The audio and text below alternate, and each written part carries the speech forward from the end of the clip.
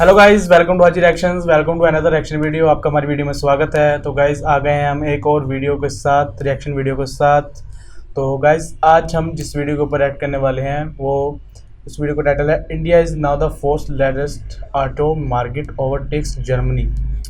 क्या बात है यार, ये तो टाइटल सुनते ही कह लें कि बहुत मज़ेदार वीडियो लग रही है। तो मज़ेदार खाने वाली थोड़ी है वीडियो, मज़ेदार ही होगी, मतलब मज़ेदार कह रहा हूँ मैं, खाने वाली थोड़ी है। तो गाइज़ जैसे मैंने आपको बताया कि जैन भाई कुछ वीडियोस में मेरे साथ नहीं होंगे, वो उनके यूनिवर्सिटी में फाइनल चल रहे हैं। तो आज हम इस वीडियो के ऊपर ऐड करेंगे। ओरिजिनल वीडियो का लिंक टॉप ऑफ डिस्क्रिप्शन में होगा और हमारा इंस्टाग्राम का लिंक भी नीचे टॉप ऑफ डिस्क्रिप्शन में होगा। जैन भाई बेशक मेरे साथ नहीं है लेकिन उनको फॉलो ज़रूर करें, इंस्टाग्राम पे फॉलो ज़रूर करें। तो गाइज़ रिएक्ट करते हैं फिर। अस्सलाम वालेकुम, नमस्ते, सत श्री अकाल। दिस इज़ अनम यूसुफ और आप देख रहे हैं हमारे यूट्यूब चैनल कैटलिस्ट रिकॉर्ड। दोस्तों आज हम बात करने वाले हैं दुनिया की चौथी बड़ी ऑटोमोबाइल इंडस्ट्री के बारे में। यानी जो इंडिया है वो दुनिया की फोर्थ लार्जेस्ट ऑटोमोबाइल इंडस्ट्री बन गया है। चाइना के बाद, यूएसए के बाद, जापान के बाद जो इंडिया है वो दुनिया की चौथी बड़ी ऑटोमोबाइल इंडस्ट्री बन गया है। इस वजह से इंडिया की जो इकॉनमी है वो काफ़ी ज़्यादा ग्रो की है और वो थर्ड लार्जेस्ट इकॉनमी बन गया है दुनिया की। उसकी इकॉनमी जो है 9.5% से ज़्यादा ग्रो की है। इसी बारे में आज हम लोगों से बात करने वाले, उनसे पूछने वाले उनके सवाल से क्या राय है। तो आइए चलते हैं। वालेकुम। क्या नाम है सर? शाहकार। क्या करते हैं? मैं जॉब करता हूँ। अच्छा सर, ये बताएं जो इंडिया है वो दुनिया की चौथी बड़ी ऑटोमोबाइल इंडस्ट्री बन गई, इस सवाल से क्या कहेंगे? बिल्कुल भी सरप्राइजिंग बात नहीं है मेरे लिए, क्योंकि वो इतनी बड़ी मार्केट है। सिर्फ ऑटो नहीं, मेरे ख्याल में हर किस्म का अगर आप देखें तो कोई ग्लोबल प्लेयर जो होता है वो कहीं भी अगर एशिया में एंट्री लेना चाहता है तो सबसे पहले वो इंडिया में आता है। अमेज़ॉन हो चाहे वो फेसबुक हो, तो आई एम नॉट सरप्राइज्ड। और आई थिंक उनकी मार्केट बहुत बड़ी है तो वहाँ पर डिमांड भी बहुत ज़्यादा है इस वजह से। तो सर उसने बेसिकली जर्मनी को ओवरटेक किया है और उसके बाद जाके इंडिया बना। पहले जर्मनी था चौथी लार्जेस्ट ऑटोमोबाइल इंडस्ट्री। इस पे आप क्या कहना चाहते हैं? देखिए उन्होंने जो मेरे ख्याल में ना, एक तो सबसे पहले जो लोकलाइज्ड इंडस्ट्री है उनकी, जो टाटा है, तो उस वजह से उन्होंने बहुत सस्ती गाड़ियाँ बनाई हैं कि जो बंदा अगर बाइक ख़रीदना चाहता है तो वो अगर थोड़े और पैसे मिला ले तो एक 0 मीटर गाड़ी खरीद सकता है। हाँ, ये तो जर्मनी का तो ना साइज़ है ना उनकी पॉपुलेशन है, वो तो एक्सपोर्ट करते थे ना। तो इंडिया की अपनी मार्केट इतनी बड़ी है तो जर्मनी का अदर देन क्वालिटी और उसकी बेस पे तो कोई मुकाबला नहीं है। सो दैट्स मतलब वो टाटा ने, उन्होंने मेरे ख्याल में दुनिया की सबसे सस्ती तरीन एक गाड़ी बनाई। वाकई। सो ये सारे फैक्टर्स हैं जिनकी वजह से टाटा नैनो की बात कर रहे हैं मेरे ख्याल से, शायद टॉप 1 भी बन जाए कुछ सालों में। और तो सर प्रोडक्शन के लिहाज से जो यहाँ की ऑटोमोबाइल इंडस्ट्री, हमारी ऑटोमोबाइल इंडस्ट्री, उसको आप कहाँ पे देखते हैं? अभी तो मेरे ख्याल में हालात काफ़ी ख़राब है, क्योंकि मेजॉरिटी जो ये क्लेम भी करते हैं उसके गेंस्ट भी काफ़ी ज़्यादा ये बाहर से इम्पोर्ट करते हैं और उस पर फिर ड्यूटीज़ वगैरह और डॉलर की वजह से, इसी वजह से हम देख रहे हैं कि मेरे ख्याल में 2018 से लेके अब तक कोई 35% उसमें इंक्रीज़ आया। That is because of the dollar भी उनकी अपनी मोनोपली भी है। सो अब हम देख रहे हैं कि और भी इंट्रेंस आ रहे हैं, उससे मोनोपली भी ब्रेक हो जाएगी, शायद उसकी वजह से और भी प्राइसेस कम आ जाए और जितना लोकलाइज होगा उससे ही प्राइसेस कम आएगी। सो उससे इंडस्ट्री और ग्रो करेगी। अच्छा ये बताएं जो इंडिया है वो फोर्थ लार्जेस्ट ऑटोमोबाइल इंडस्ट्री बन गया है दुनिया के, सवाल से क्या कहेंगे आप? एक तो पहली बात के अच्छी बात है, दूसरी बात ये कि हमारी कंट्री को भी कुछ सीखना चाहिए इन लोगों से। कुछ करना चाहिए इस इंडस्ट्री में, कुछ करें, कुछ मतलब जहाँ तक मुझे नॉलेज है, मुझे नहीं लगता कि पाकिस्तान में ऑटोमोबाइल जो इंडस्ट्री है उसको इतना हाइप दिया जाता है, ना इतनी अपॉर्चुनिटीज़ हैं लोगों के पास जो ये इंजीनियरिंग करते हैं। तो मेरे ख्याल से कुछ सीखें, इस डिग्री में जाएं, लोग पढ़ें, जानें और अपने मुल्क के लिए कुछ करें। तो बेसिकली यहाँ पे प्रोडक्शन नहीं होती, आपको आइडिया होगा इस सवाल से। आपको क्या लगता है यहाँ पे प्रोडक्शन क्यों नहीं होती कार्स की, या इन्वेस्टमेंट क्यों नहीं आती इस लिहाज? एक तो सबसे पहली बात कि अपॉर्चुनिटीज़ नहीं है इतनी ज़्यादा। दूसरी बात ये कि बाहर के मुल्कों में इसलिए होता है कि वहाँ इन्वेस्टर्स हैं। यहाँ पाकिस्तान के पास इन्वेस्टमेंट ही नहीं है, इतनी करप्शन है। मेरे ख्याल से तो लोग इन्वेस्टमेंट करते हुए भी डरते होंगे कि हम इन्वेस्टमेंट करें और हमारा पैसा डूब जाए, या इस तरह के रीज़न्स हो सकते हैं कि इन्वेस्टर्स नहीं आते। इकॉनमी इतनी लो है, कोई बजट ही नहीं है, मुल्क डेवलपमेंट की तरफ जा ही नहीं रहा है, तो किस तरीके से कुछ होगा मुझे नहीं लगता। तो इस चीज़ पे तो गवर्नमेंट को देखना चाहिए। खाली लोगों के पढ़ने से, स्टूडेंट्स के कुछ करने से तो कुछ नहीं होगा जब तक गवर्नमेंट अपॉर्चुनिटीज़ नहीं देगी। सर प्रोडक्शन यहाँ पे ज़्यादा होती नहीं है, हम बाहर से चीज़ें ला के यहाँ पे उसको इकट्ठा करते हैं, जिसको भी आप कंपाइल करना करते हैं। तो उस हवाले से आप क्या कहेंगे, यहाँ पे प्रोडक्शन क्यों नहीं होती? वो मेरे ख्याल में अब जैसे आप देखें ना कि पहले सिर्फ पॉलिसी का एक बहुत अहम फैक्टर है। जैसे पहले सिर्फ 3 प्लेयर्स होते थे, अब भी ज़्यादा players all of a sudden क्यों आए? पहले भी तो आ सकते थे। लोकल पाकिस्तानी बिजनेसमैन है ना जिन्होंने इंट्रोड्यूस कराया, जावेद अफरीदी, मियां मंशा हो गया, इनके पास पैसे तो पहले भी थे। वो अब इस वजह से लेके हैं कि गवर्नमेंट ने उन्हें पॉलिसीज़ में लीवे दिए, उनके टैक्सेस कम कराए हैं। सो ये गवर्नमेंट जितना चाहेगा वो और जितने फेवरेबल स्टेप्स ले, वो जितने कंपेरेटिव अथॉरिटीज़ लेके आए, ये और भी ग्रो कर सकता है। सो मेरे ख्याल में गवर्नमेंट इसी वजह से गवर्नमेंट है, ताकि वो रेगुलेट करे सारी इंडस्ट्री को। इसमें रेगुलेशन जितनी ज़्यादा होगी, वो जितना इसको ओवरवॉच करेंगे, उतना ये आगे ग्रो करेगा। तो सर अगर मैं इसको रिलेट करूं जो इन्वेस्टमेंट से, इन्वेस्टमेंट के लिहाज से अगर हम रिलेट करें तो नेदरलैंड की एक कंपनी है, वो दुनिया की पहली फ्लाइंग कार बनाने जा रहे हैं और उसका सेटअप जो है उन्होंने इंडिया के अंदर लगाया है। इस पे आप क्या अच्छा? कहेंगे कि जो ऐसी यार इस चीज़ investment का होती मुझे है, तो वो इंडिया में बिल्कुल क्यों इल्म नहीं था कि उन्होंने स्टार्ट ऑफ इंडिया में लगाया है ना। इंडिया का बहुत चीप लेबर है, इस वजह से उनकी सिर्फ कार इंडस्ट्री नहीं, बहुत सारी इंडस्ट्रीज़ है जो आउटसोर्स्ड है। वहाँ का लेबर बहुत चीप है। पाकिस्तान का भी लेबर चीप है, लेकिन वहाँ पे एक तो अब लोग इतने ज़्यादा है वर्क फोर्स पे, मेरे ख्याल में, जो मेरी अपनी गेस है, आई माइट बी रॉन्ग, तो उनका लेबर भी काफ़ी चीप है और लेबर काफ़ी ज़्यादा भी है।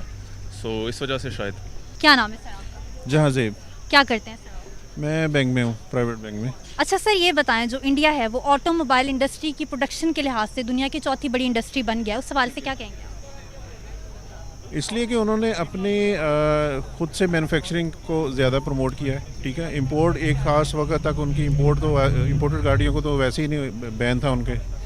हमारे यहाँ डे वन से इंपोर्ट किए जा रही हैं, तो लोकली मैन्युफैक्चर्ड इंडस्ट्री कोई ऐसा वो हुई नहीं उस। वाकई तो यही मेन वजह है कि उन्होंने अपने आप को पहले स्टेबल किया, उसके बाद वो उसमें उन्होंने अपनी इम्प्रूवमेंट की है। इंडिया जो है वो हर सेक्टर में बहुत ज़्यादा ग्रो कर रहा है, इस पे आपको क्या लगता है कि ऐसी क्या वजह हो सकती है कि वो हर सेक्टर में इतना ग्रो कर रहा है? उन्होंने अपनी एजुकेशन को इम्प्रूव किया ना, उन्होंने टेक्नोलॉजी रिसर्च पे ज़्यादा काम किया, इस वजह से वो मेरा ख्याल है ज़्यादा है।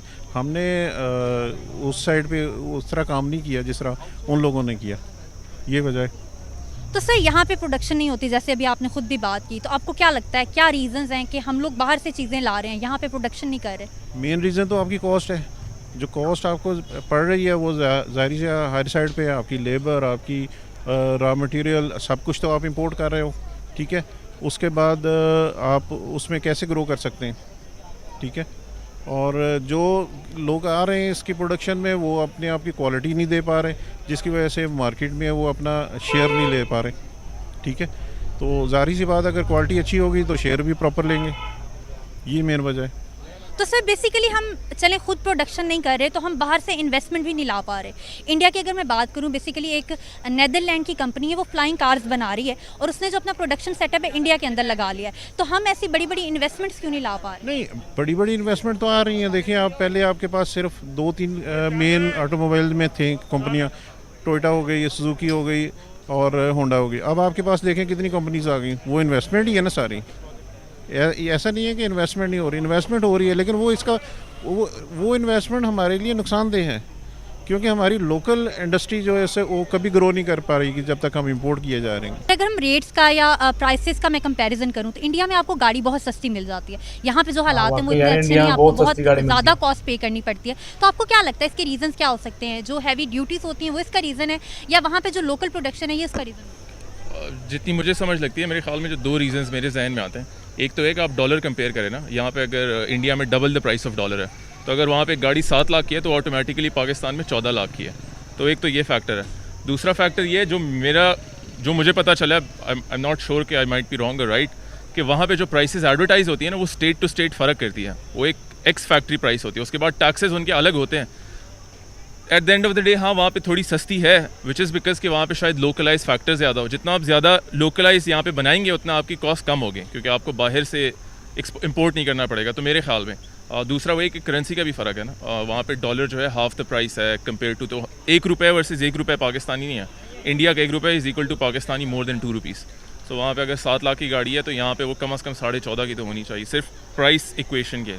तो मेरे ख्याल में शायद ये फैक्टर्स और भी हो सकते हैं। अभी आपने खुद भी इन्वेस्टमेंट की बात की, मैं आपको बताती चलूँ, जो दुनिया की पहली फ्लाइंग कार बन रही है वो एक नेदरलैंड की कंपनी है, वो इंडिया के अंदर अपना सेटअप लगा के वहाँ पे जाके वो कार्स बना रही है। इट मीन्स इंडिया के अंदर एक बहुत बड़ी इन्वेस्टमेंट आ रही है। आपको क्या लगता है कि वहाँ की ऐसी खास बात क्या है कि वहाँ ऐसी इन्वेस्टमेंट्स क्यों आती है? ऑब्वियसली आप देख लें वो इन चीज़ों में, ऑटोमोबाइल इंडस्ट्री में कितना इंडिया आगे है। फॉर एग्जांपल आप टाटा मोटर्स ले लें, कितनी बड़ी कंपनी है और कितना नाम है, पूरी दुनिया में चलता है। और मतलब उसके अलावा और कितनी उनकी अपनी कंपनीज़ हैं जो इस फील्ड से रिलेटेड है। पाकिस्तान में क्या है? कुछ भी नहीं है। अभी शायद एक यूनाइटेड मोटर्स है और एक अभी मैंने सुना है कोई नई गाड़ी लॉन्च हुई है, प्रिंस। तो ये इससे ज़्यादा और क्या है पाकिस्तान में? किसी को भी नहीं पता होगा कि पाकिस्तान में क्या चल रहा है इससे रिलेटेड। तो आपको क्या लगता है आने वाले 5 सालों में क्या पाकिस्तान की जो ऑटोमोबाइल इंडस्ट्री इतनी बड़ी हो जाएगी कि दुनिया में हमारा नाम होगा? कोशिश करनी चाहिए, कोशिश करने से क्या नहीं हो जाता, कोशिश करेंगे तो इंशाल्लाह ज़रूर नाम बनेगा। हमने लोगों से बात की, उन्होंने काफ़ी अप्रिशिएट किया इसको और उन्होंने कहा कि जो हमारी गवर्नमेंट है उसको भी अपनी ऑटोमोबाइल इंडस्ट्री को स्ट्रॉन्ग करने के लिए काम करना चाहिए। तो होप्स आपको हमारी आज की वीडियो पसंद आई होगी। For more good videos keep watching catalyst. तो गाइस अगर देखा जाए तो बात इनकी सबकी भी ठीक है। पाकिस्तान में इन्वेस्टमेंट हो रही है, बहुत ज़्यादा हो रही है, पाकिस्तान भी ऊपर आ रहा है ये तो, लेकिन इंडिया का मुकाबला तो नहीं कर सकता, वो तो हमें भी पता है। लेकिन अगर देखा जाए कि पाकिस्तान में इम्पोर्टेड गाड़ियों को अहमियत ज़्यादा दी जा रही है बजाय कि लोकल्स।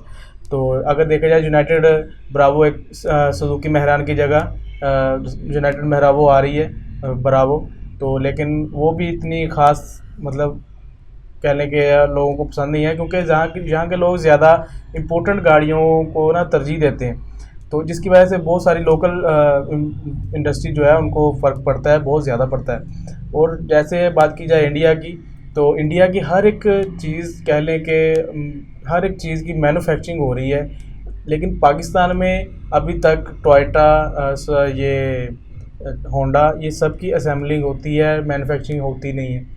तो काफ़ी इसमें भी काफ़ी ज़्यादा फ़र्क पड़ता है। अगर प्राइसेस की बात की जाए तो इंडिया में गाड़ियाँ सस्ती हैं, वो इसी वजह से, मेरे ख्याल से इसी वजह से सस्ती हैं कि उधर मैन्युफैक्चरिंग हो रही है गाड़ियों की।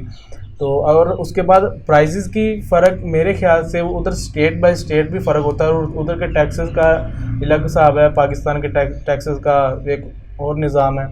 तो अगर देखा जाए तो बहुत ज़्यादा खुशी है हमें भी कि इंडिया आ रहा है, लेकिन आने वाले 5 सालों में या 10 सालों में पाकिस्तान भी ऊपर आएगा। आ भी रहा है, लेकिन इतने उस लेवल पे नहीं आ रहा जिस लेवल पे इंडिया आ रहा है। तो अगर देखा जाए तो सबसे पहले किसी भी चीज़ के बारे में देखा जाए तो सबसे पहले अमेज़ोन, एशिया में अगर देखा जाए जो भी चीज़ आती है अमेज़ोन इंडिया में आया, और पाकिस्तान में भी अब जाके लिस्टेड हुआ है नाम। तो ओरिजिनल वीडियो का लिंक टॉप अप डिस्क्रिप्शन में होगा, तो हमें भी सपोर्ट कीजिएगा। हमारा इंस्टाग्राम का लिंक भी नीचे डिस्क्रिप्शन में होगा, वहाँ हमें फॉलो ज़रूर कीजिएगा। और किसी भी वीडियो के बारे में सजेस्ट करना हो तो हमें वहाँ सजेस्ट लाजमी कीजिएगा। तो मिलते हैं फिर नेक्स्ट वीडियो में, तब तक के लिए।